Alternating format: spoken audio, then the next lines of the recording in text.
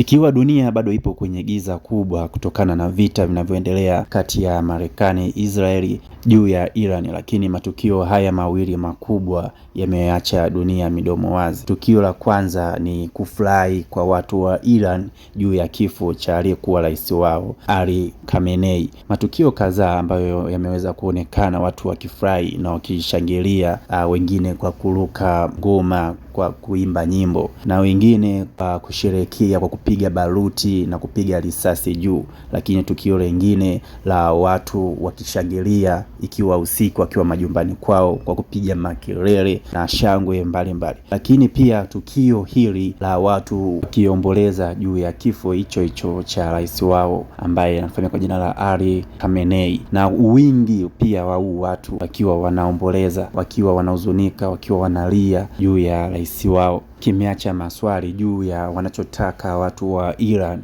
Je, kifo cha Ali Khamenei ndicho chokuwa nakitaka? Kumbukwe kabla ya kifo cha Ali Khamenei kulikuwa na mfululizo wa maandamano ya muda mrefu, usiku kucha, mabomu kuplipuliwa na risasi kupigwa juu ya waandamanaji. Kwa hiyo mgawanyiko huu unaotokea sasa unaacha maswali mengi kwa viongozi wa mataifa mbalimbali, na pengine si kile ambacho Marekani na Israeli walitegemea kukiona.